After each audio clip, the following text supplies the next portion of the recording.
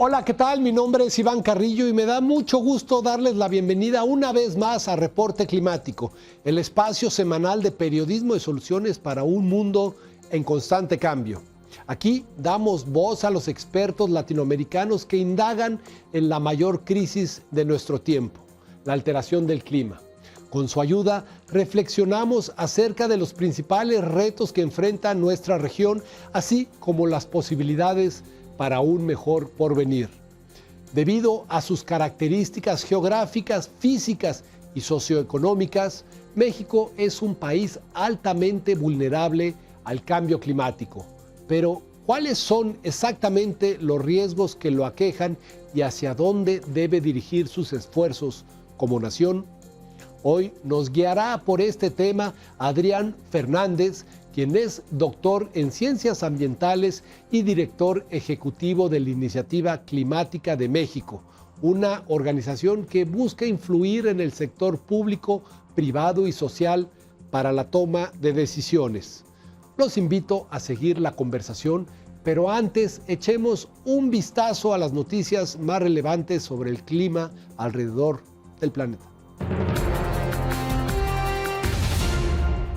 Aunque el cambio climático está afectando a todo el planeta, hay impactos diferenciados por regiones.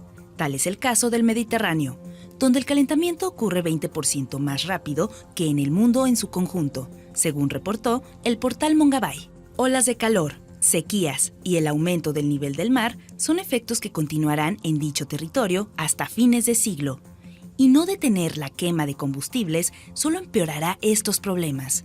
A esto se suma el hecho de que trazar planes de mitigación y adaptación se torna muy complicado por la mezcla de países, culturas y economías mediterráneas, lo cual genera grandes brechas en la vulnerabilidad de la región.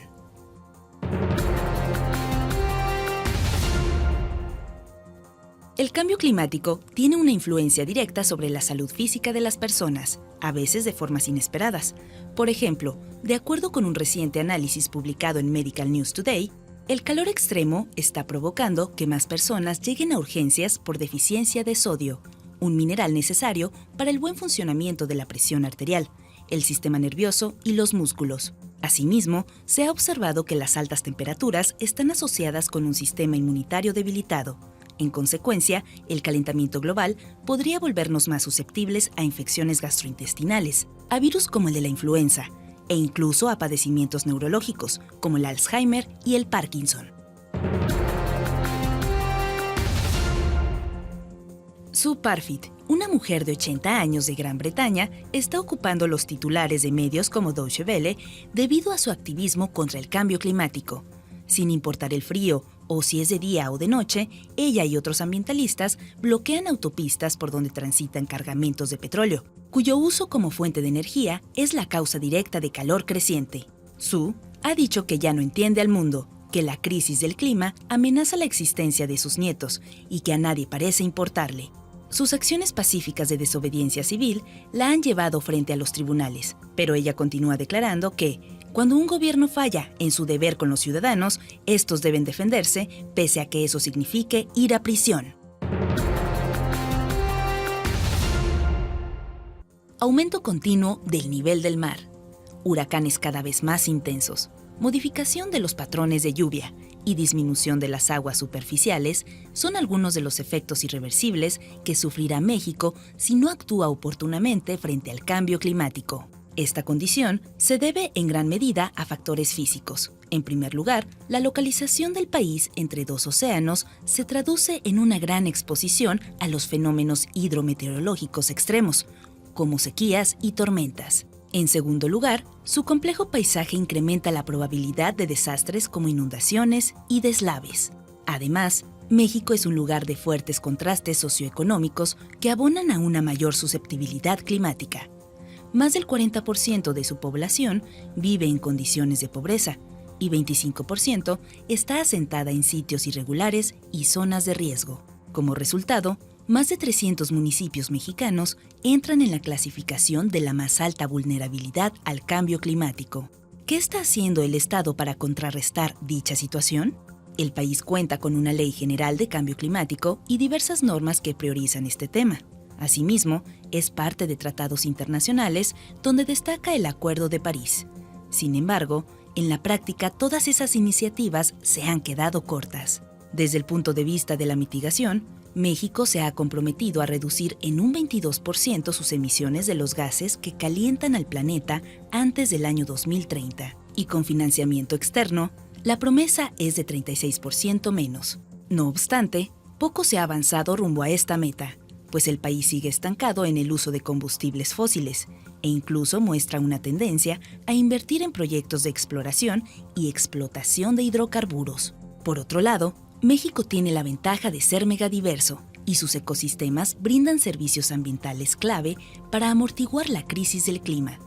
12% de su territorio corresponde a áreas naturales protegidas y cuenta con la 12ª superficie forestal más grande del mundo. El problema es que los cambios en el uso del suelo y la constante urbanización ponen en jaque esta fortaleza, y realmente solo el 7% del financiamiento internacional que recibe el país en beneficio del clima está dirigido a soluciones de adaptación. De no hacer un mayor esfuerzo, el destino de México en términos de cambio climático es claro. Y en la zona del Golfo, al este del país, la combinación de consecuencias será particularmente devastadora. Pero las acciones a realizar, de igual forma, son bien conocidas. Migrar hacia fuentes de energía limpias, propiciar una agricultura sostenible, disminuir los residuos, reforestar y proteger las zonas costeras deben encabezar la agenda nacional antes de que el tiempo se agote. Incremento en la temperatura, escasez de agua, pérdida de especies, el regreso de enfermedades que se creían desaparecidas. Todos son impactos del cambio climático que en México se sienten cada día con más fuerza. Pero esta historia puede dar un giro positivo, así lo explica Adrián Fernández. El papel de México para ayudar a solucionar el problema, esto es la mitigación climática, la reducción de emisiones. Y México es un emisor importante de gases de efecto invernadero, sobre todo porque hoy la ciencia y el mundo reconocen que todos tenemos que encaminarnos eventualmente a cero emisiones a mediados de siglo. Ya no se vale decir, es absurdo, es fuera de contexto decir, emitimos muy poco comparado con otros países. Todos tenemos que hacer esfuerzos. Poner en marcha esta visión significaría dejar de lanzar a la atmósfera 1.3% de las emisiones globales de dióxido de carbono, que es lo que libera México por sí solo cada año. Y aunque parece una cifra muy pequeña, lo cierto es que equivale a 804 millones de toneladas de dicho gas y sería un gran respiro para la Tierra. No obstante, nuestro país está tomando ese rumbo a un ritmo demasiado lento. México desafortunadamente está teniendo un claro estancamiento en cuanto a los esfuerzos para reducir las emisiones que causan el cambio climático. Y podemos ver ejemplos muy concretos. Cada país identifica cuáles son las principales fuentes de sus emisiones: el transporte, la generación de energía, la deforestación, etc. En el caso de México, igual que en otros países, hay dos sectores importantísimos. El primero corresponde a la forma en que se produce la electricidad en México y el segundo tiene que ver con las fuentes de energía utilizadas para la movilidad y el transporte. ¿Por qué estamos estancados? Porque en los últimos 3 años no se ha avanzado en continuar con políticas que permitan una mayor incorporación de energías renovables en nuestra matriz energética. El concepto al que se refiere Adrián Fernández es la mezcla de las diferentes tecnologías con las cuales se genera la energía eléctrica necesaria para las actividades económicas y cotidianas de un país. El desafío para los países que están embarcados en una verdadera transición energética es que muy rápidamente vayan bajando las emisiones promedio de su matriz de generación eléctrica. ¿Cómo se logra esto? Eliminando lo más rápido posible combustibles como el combustóleo y el carbón y permitiendo una mayor y acelerada, diría yo, penetración de energías renovables, y con esto el promedio de emisiones de un país por generar su electricidad va a ir disminuyendo. A menudo se piensa que quienes tendrían que hacer dicha transición son los países con mayores ingresos, ya que históricamente han contribuido más al cambio climático. Sin embargo, esto no es del todo verdadero. Veamos por qué. Hay un concepto casi universal en la diplomacia climática desde hace muchos años, y es que todos tenemos responsabilidades comunes pero diferenciadas. Y lo que la comunidad internacional hoy espera, unos de otros, unos países con respecto a otros, es que cada país haga todos los esfuerzos posibles que tenga a la mano dentro de sus capacidades, por supuesto sin sacrificar su desarrollo social y económico, pero las buenas noticias es que con buenas políticas públicas se puede avanzar mucho. Como tenemos que lograr todos llegar a cero emisiones a mediados de siglo, ya para avanzar ese segundo tramo del camino, que va a ser durísimo, ir bajando emisiones hasta que éstas sean prácticamente cero, va a requerir grandes esfuerzos de cooperación internacional. Vamos a una pausa y al volver revisaremos con más detalle los caminos y áreas de oportunidad para una transición energética latinoamericana. La ciencia ha demostrado claramente que a fin de evitar los peores impactos del cambio climático y para conservar un planeta habitable, el aumento global de la temperatura necesita limitarse a no más de 1.5 grados Celsius por encima de los niveles preindustriales. En la actualidad, la Tierra ya tiene un calentamiento superior al 1.1 grados Celsius en comparación a finales del siglo XIX, y las emisiones continúan elevándose. El cambio climático ocurre por una exagerada acción del efecto invernadero, resultado de un cambio en la composición química de la atmósfera, es decir, de la cantidad y variedad de algunos de los gases que la componen. Pese a que existe una gran diversidad de herramientas y estrategias para alcanzar el cero emisiones netas, el mundo comienza a decidirse por algunas cuya eficacia ya ha sido comprobada. Esto nos dice al respecto Adrián Fernández. Esta verdad científica a la que hoy hemos llegado, que debemos llegar a cero emisiones, viene justamente de un reporte del 2018 de las Naciones Unidas, al cual se le pusieron varias preguntas fundamentales. ¿Podemos todavía, en base a las leyes elementales de la física y la química, lograr que el incremento de temperatura en el planeta no rebase 1.5 grados? La respuesta que se dio por parte de los científicos en este reporte, que coloquialmente se llama el reporte del 1.5, la respuesta fue buena. Dijeron, todavía es posible, pero es muy difícil.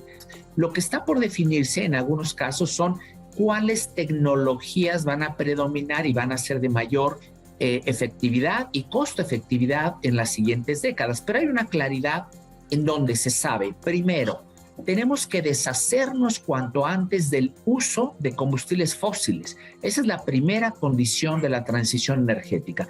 Dejar de usar combustibles fósiles, sobre todo en dos grandes actividades: la generación de electricidad y ni más ni menos que el transporte. ¿En qué magnitud tendríamos que actuar en el futuro inmediato siguiendo estas recomendaciones? Tenemos que reducir entre 45 y 50% las emisiones en el planeta para finales de esta década, finales del 2030, que como ustedes saben es el punto, digamos, final de este primer periodo de compromisos de reducción de emisiones en el marco del Acuerdo de París. Seguirá habiendo esfuerzos después del 2030, pero justamente nos dicen los científicos, hay que bajar a la mitad nuestras emisiones al final de esta década si queremos tener una esperanza de continuar bajando aceleradamente lo que resta de emisiones de entre el 2020 y el 2050 para llegar a cero emisiones netas. Analicemos ahora qué implicaciones tiene esta meta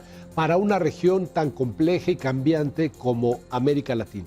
Estamos hablando de países en vías de desarrollo, hay diferentes grados de desarrollo, tenemos varias economías emergentes que, como México, como Perú, Colombia, Brasil, Argentina, Chile, que son países muy interesantes, de diferente tamaño pero muy interesantes, porque por un lado siguen enfrentando algunos de los retos y desafíos tradicionales del desarrollo económico, del desarrollo social, sacar a grandes porcentajes de población de la pobreza, pero por otro lado han construido capacidades institucionales, humanas e incluso económicas y de infraestructura que los coloca en una situación, por un lado, que ya tienen una contribución en sus emisiones contaminantes que no es despreciable.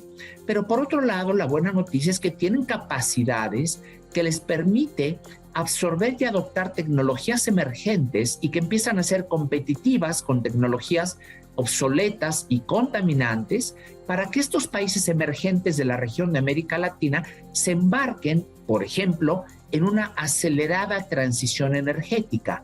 En este sentido, el informe más reciente de la Organización Latinoamericana de Energía, OLADE, indica que muy por encima del 50% de la energía que se utiliza en la región proviene de fuentes fósiles. Y por sí solo, el sector transporte consume un tercio de ella. Para esta transición energética, que es moverse a un transporte de cero emisiones. Y aquí una primera tecnología, un primer paradigma que se ha destapado es la electromovilidad.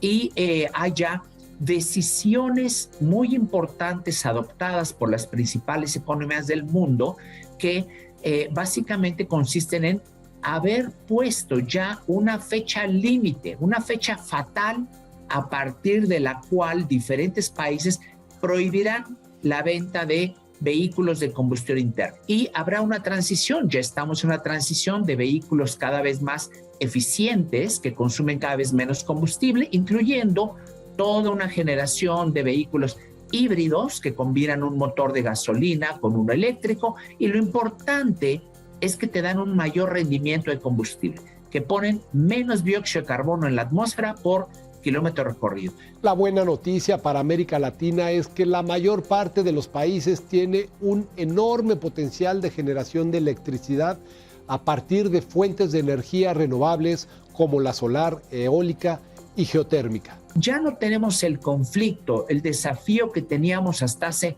apenas 10 años, donde elegir generar electricidad de manera más limpia, sin emisiones de carbono, implicaba claramente un costo incremental. Esto ya no es así.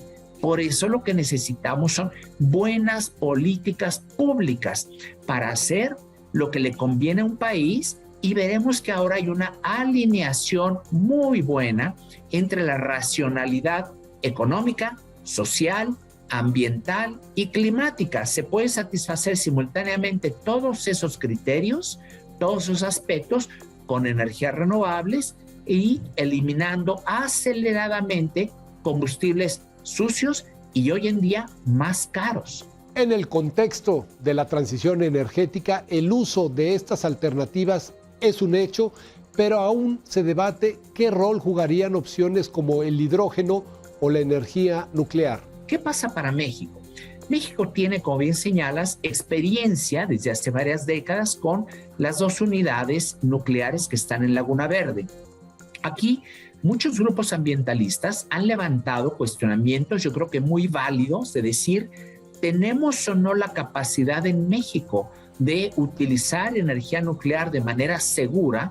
Ha habido a lo largo de los años cuestionamientos sobre la seguridad o falta de seguridad con la que se operan esos reactores. Esto aunado a lo caro que puede resultar producir electricidad a partir de elementos radioactivos que justifican que en México la energía nuclear sea un asunto abierto de costo-beneficio. Lo que no está en discusión es el papel de las denominadas soluciones basadas en la naturaleza para la mitigación de la crisis climática. ¿De qué estamos hablando?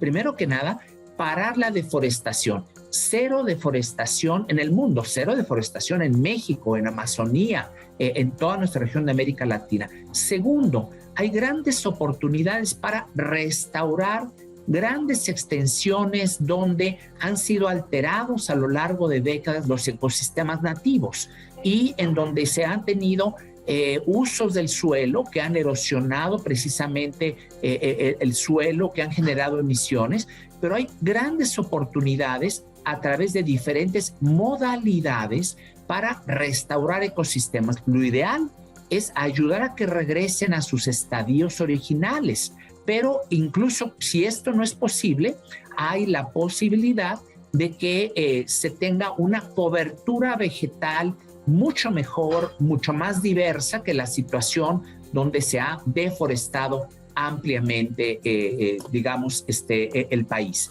México tiene el compromiso, así lo ha expresado desde hace tiempo, de parar totalmente la deforestación antes del 2030. Esto no solo no lo hemos logrado. En los últimos años parece que se ha incrementado la deforestación en algunos casos y se ha identificado por el propio gobierno que hay algunas políticas que aparecieron con buenas intenciones, como la política de Sembrando Vida, pero que de origen el diseño no era el más adecuado. Ahora se han introducido cambios para corregir la posibilidad de que hubiera incentivos perversos y que hubiera quienes estuvieran tentados a deforestar ecosistemas nativos para tener disponible extensiones de tierra libres para sembrar árboles. Esto es una contradicción, se está tratando de corregir. Lo importante es que hoy existen las tecnologías, la información satelital en tiempo real para poder evaluar y observar y dar seguimiento prácticamente en tiempo real en los países de la América Latina, dónde están las mayores presiones de cambios de uso del suelo y dónde están los mayores problemas de deforestación, pero también las mayores oportunidades.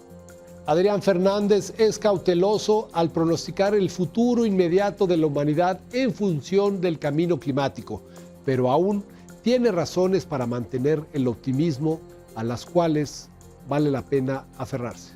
Primero, las juventudes. Las juventudes en México, en América Latina, yo diría en el mundo, están muy rápidamente tomando conciencia. Las nuevas generaciones nos están muy entendiblemente exigiendo que cambiemos nuestros hábitos, nuestros patrones. Los consumidores del futuro, con su poder de elección, van a dictaminar y van a obligar a que muy rápido cambien las tendencias. La combinación de la concientización y movilización de los jóvenes, aunado al mejor aprovechamiento de las tecnologías, tanto las emergentes que ya están con nosotros, como otras tecnologías que seguramente aparecerán, yo espero que nos den los suficientes elementos y fuerza para poder solucionar el problema antes de que sea demasiado grave. Y estoy hablando no solo del cambio climático, sino de la protección de la biodiversidad, entre otros. Esto fue Reporte Climático, periodismo de soluciones para un mundo en constante cambio. Mi nombre es Iván Carrillo y espero encontrarme con ustedes la próxima semana. Muchas gracias por habernos acompañado.